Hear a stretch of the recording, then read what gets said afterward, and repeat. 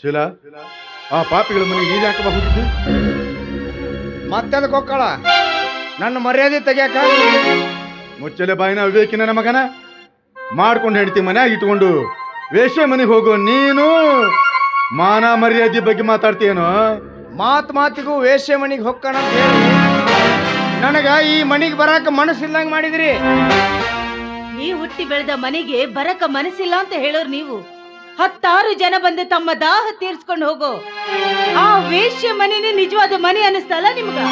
ಹೆಚ್ಚಿಗೆ ಮಾತಾಡಿದೆ ಅಂದ್ರೆ ನಿನ್ನ ಬಾಯಾಗಿನ ಹಲ್ಲ ಉದುರಿಸ್ತೀನಿ.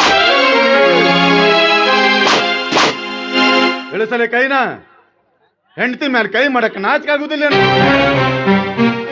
ಹೆಂಡತಿ ಅಂದ್ರೆ ಏನಂತ ತಿಳ್ಕೊಂಡಿಯೋ?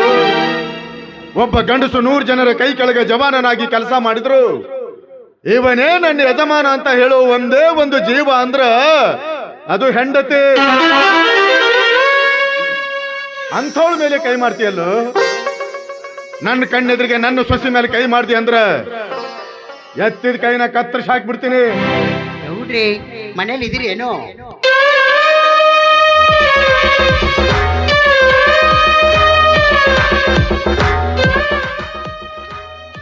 ಜಾತಕದಲ್ಲಿ ಶನಿ ಇದ್ರೂ ಪರವಾಗಿಲ್ಲ, ಪಕ್ಕದಲ್ಲಿ ಶಕುನಿ ಇರಬಾರ್ದಂತ. ಆದ್ರೆ ಶಿವನಗೌಡ, ಈ ಕಲಿಯುಗದ ಶಕುನಿಯ ಕಣ್ಣು ನಿನ್ನ ಮ್ಯಾಲೆ ಬೆತ್ತು, ಇನ್ನೇನುಗೊಳಗಾಲಿಲ್ಲ. ಹುಷ್ಯಪ್ಪ, ನಿಮ್ಮ ಮನೆ ಹುಡ್ಕೋದ್ರೊಳಗಾಗಿ ಸಾಕಾಗಿ ಹೋತ್ ನೋಡ್ರಿ ನಮ್ಗ. ಏ ಶಿವನಗೌಡ, ಯಾರು ಇವನು? ನಾನು ಗೌಡ್ರಿ, ರಣಹದ್ದು ರತನ್ಲಾಲ್. ನೀವು ನಮಗೆ ಭಾವನಾಗ್ಬೇಕು, ಇವ್ರು ನಮಗೆ ಬೀಗರಾಗ್ಬೇಕು. ನಿನಗ ಸಿಮೆ ಬೀಗನಾಗ್ಬೇಕು ನಾನು? ಅಯ್ಯೋ, ಇದೊಳ್ಳೆ ಕತೆ ಆಯ್ತಲ್ಲ. ಇಡೀ ಊರಿಗೆ ಗೊತ್ತಿರೋ ವಿಷಯ ನಿಮಗೆ ಗೊತ್ತಿಲ್ಲ ಏನು? ಶಾಸ್ತ್ರೋಕ್ತವಾಗಿ ಮದುವೆ ಆದ್ರೇನೆ ನೀವು ನಮ್ಗೆ ಬೀಗರಾದಂಗೆ ಏನು? ನಮ್ಮ ಮನೇಲೆಲ್ಲ ಆ ಪದ್ಧತಿ ಇಲ್ಲಪ್ಪ. ನಮ್ಮ ತಂಗಿ ಹತ್ರ ಯಾರು ಬಂದು ಹೋಗ್ತಾರೋ ಅವರೇ ನಮ್ಮ ಭಾವ, ಅವ್ರ ಮನೆಯವರೇ ನಮ್ಮ ಬೀಗರು. ಜಾಡ್ಸಿ ವಾದ್ಯ ಅಂದ್ರೆ 32 ಹಲ್ಲು ಉದ್ರಿ ಬಿಡ್ಬೇಕು. ಅಯೋಗ್ಯನ್ ತಂದು ನನ್ನ ಮನೆ ಹೊಸಲ ತುಳಿಯೋ ಯೋಗ್ಯತೆ ಇಲ್ಲದ ನೀನು ಬೇಗನಾಗ್ತಾನಂತ. ಏ ಶಿವನಗೌಡ, ಮೊದಲು ಈ ಪಾಪಿನ ಮನೆಯಿಂದ ಹೊರಗಾಕು. ಹದ್ದು ಮೇಲೆ ಹಾಡ್ತಾ ಇದ್ರು, ಅದರ ಗುರಿ ಮಾತ್ರ ತಿಪ್ಪೆ ಮೇಲೆ. ನನ್ನ ಗುರಿ ಶಿವನಗೌಡನ ಮೇಲೆ. ಗೌಡ್ರಿ, ಹೋಗು ಅಂದ ತಕ್ಷಣ ಹೋಗೋದಕ್ಕೆ ಬಂದಿಲ್ಲ ರೀ ನಾನು. ನನಗೆ ಈ ಮನೆ ಮೇಲೆ ಹಕ್ಕಿದೆ. ನಾನು ಮನಸ್ಸು ಮಾಡಿದ್ರೆ ಚಿಟಿಕೆ ಹೊಡೆದ್ರೊಳಗೆ ನಿಮ್ಮನೆ ಮನೆ ಖಾಲಿ ಮಾಡಿಸ್ತೀನಿ. ಹೇಳಿಸ್ರಿ ಕೈನಾ? ಹಿಂಗೆ ಬಂದ್ಬಿಟ್ರೆ ನಾನು ಹೆದರ್ಕೊಂಡು ಹೋಗ್ಬಿಡ್ತೀನಿ ಅಂತ ತಿಳ್ಕೊಂಡಿದ್ದೀರಾ? ನಿಮ್ಮ ಮಗ ಬರೆದು ಕೊಟ್ಟರು ಕಾಗದ ಪತ್ರ ಇಲ್ಲೇ ಐತೆ, ಕಾಣ್ಬಿಟ್ಟು ನೋಡ್ರಿ. ಸುಳ್ಳು ಮಗಳೇ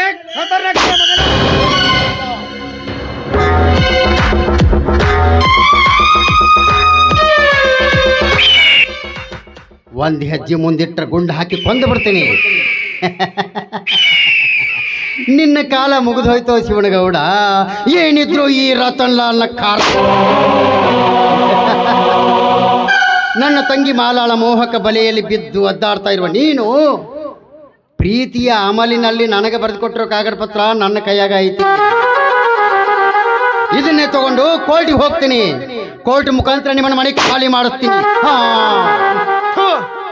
ನಿನ್ನ ಹತ್ರ ನಂದೇನೋ ಮಾತು, ನಾನು ನೇರವಾಗಿ ಮಾಲನ್ನ ಕೇಳ್ತೀನಿ.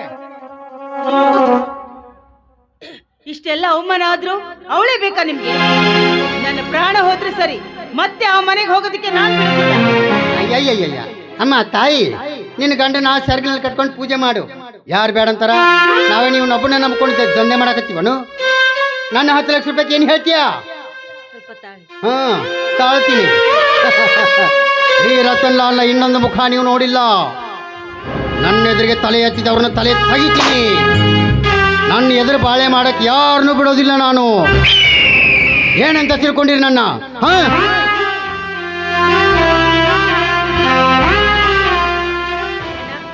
ಇವನ ತಾಯಿ ನನಗಾಗಿ ಕೊಟ್ಟ ಬಂಗಾರದ ಒಡವೆಗಳು. ಇದನ್ನು ತೆಗೆದುಕೊಂಡು ಈ ಮನೆ ಕಾಗದ ಪತ್ರ ಕೊಡಿ ಅಣ್ಣ. ಇಲ್ಲವಾ, ನೀನು ಈ ಮನೆಯ ಮಹಾಲಕ್ಷ್ಮಿ ತಾಯಿ. ನಿನ್ನ ತಾಯಿ ನಿನಗೆ ಪ್ರೀತಿಯಿಂದ ಕೊಟ್ಟ ಬಂಗಾರ ಅದು. ಅದನ್ನ ನೀನು ಕೊಡಬೇಡವಾ? ಇದಕ್ಕೆ ನಾನು ಏನಾರ ಒಂದು ಬೇರೆ ವ್ಯವಸ್ಥೆ ಮಾಡ್ತೀನಿ ತಾಯಿ. ಮಾವ, ಈ ಬಂಗಾರ ಇರೋದು ಆಪತ್ ಕಾಲದಲ್ಲಿ ಉಪಯೋಗವಾಗ್ಲಿ ಅಂತ. ನೀವೇನ್ ಬೇಜಾರ್ ಮಾಡ್ಕೋಬೇಡಿ, ತಗೊಳ್ಳಿ ಅಣ್ಣ. ಈಗ ಹೋಗ್ತೀನಿ, ಇದನ್ನ ತೂಕಕ್ಕೆ ಹಾಕಿಸ್ತೀನಿ. ನನ್ನ ಲೆಕ್ಕ ಸರಿ ಬರಲಿಲ್ಲ ಅಂದ್ರೆ ಮತ್ತೆ ಬರ್ತೀನಿ. ಹಾ,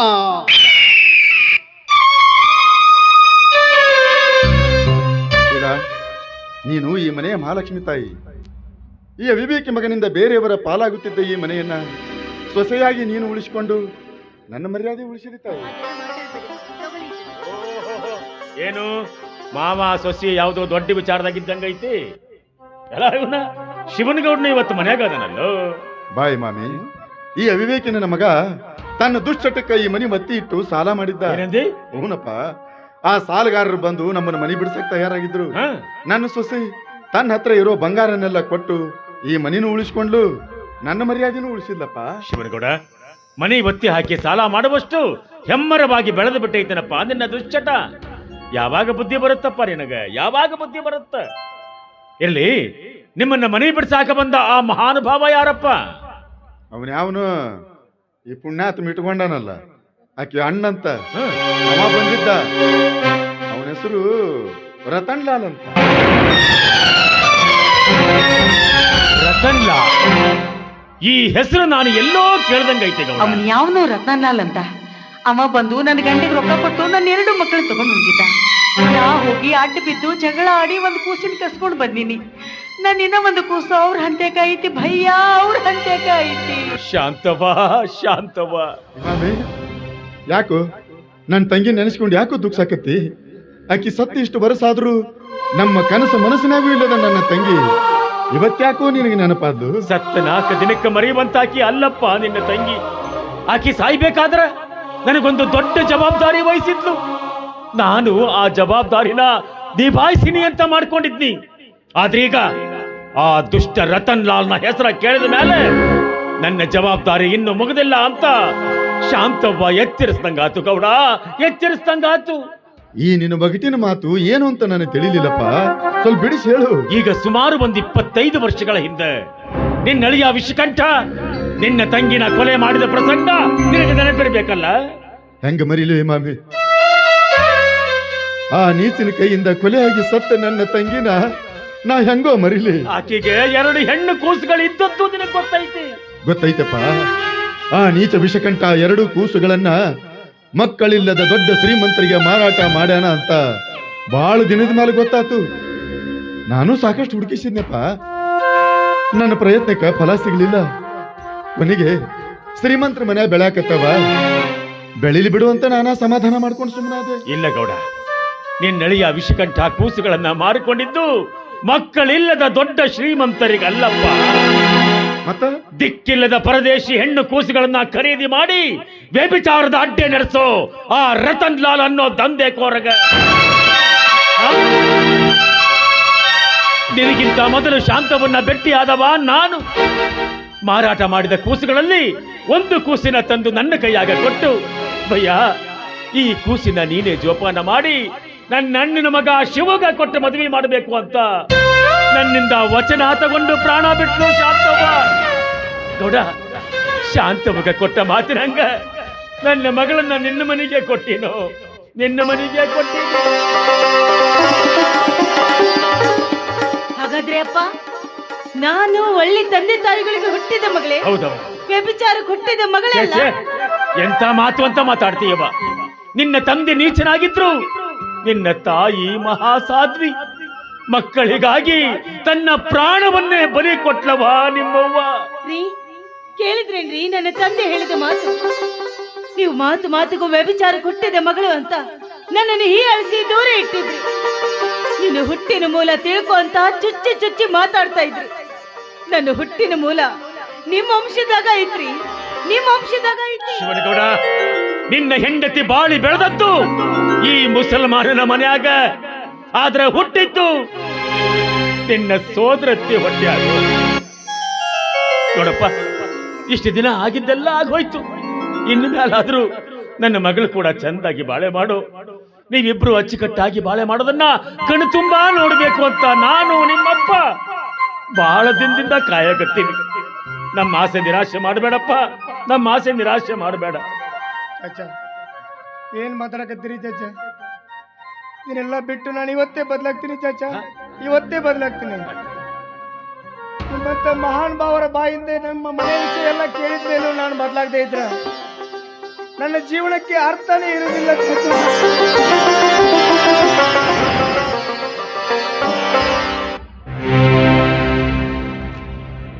ಅಪ್ಪ, ನಾನು ನಿನಗೆ ಭಾಳ ಕಾಟ ಕೊಟ್ಬಿಟ್ಟೆ ಅಪ್ಪ.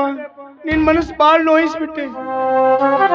ನನ್ನನ್ನು ಕ್ಷಮಿಸು ಅಂತ ಕೇಳುವ ಯೋಗ್ಯತೆನೂ ನನ್ನಲ್ಲಿಲ್ಲಪ್ಪ.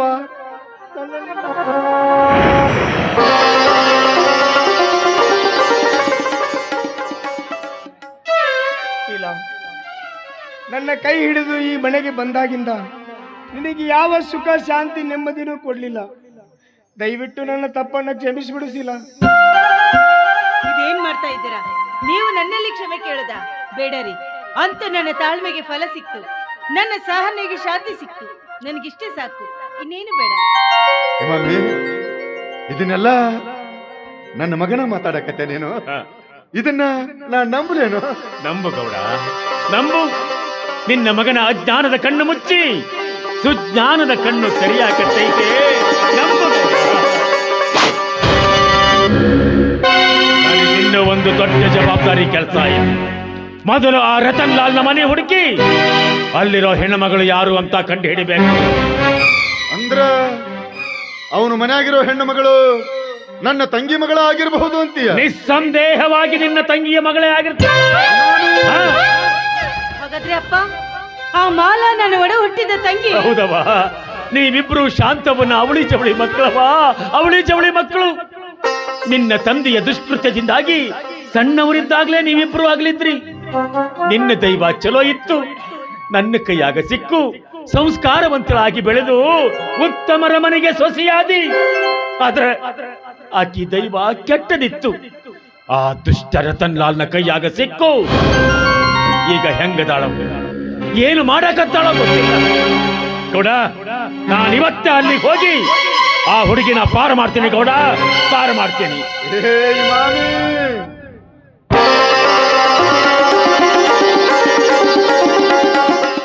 ಮಮ್ಮಿ, ಶೀಲಾ ಮಾಲಾ ನನ್ನ ತಂಗಿ ಮಕ್ಕಳು ಅನ್ನೋದು ನಿನ್ನಿಂದ ಗೊತ್ತಾತಪ್ಪ. ಹೌದಪ್ಪ.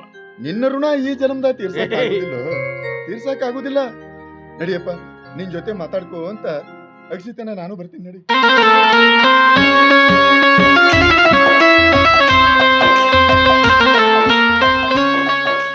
ಶೀಲಾ, ಹಿರಿಯರು ಬಾಳಿ ಬೆಳಗಿದ ಈ ಮನೆ ಮತ್ತೊಬ್ಬರ ಪಾಲಾಗುವುದನ್ನು ತಡೆದ ನೀನು ನನ್ನ ಹೆಂಡತಿ ಅಷ್ಟೇ ಅಲ್ಲ, ನನ್ನ ಪಾಲಿನ ಧರ್ಮ ದೇವತೆ ನೀನು. ಇವತ್ತು ನೀವು ಬದಲಾಗಿರೋದು ನೋಡಿ ನನಗೆ ಪುನರ್ಜನ್ಮ ಬಂದಿದೆ.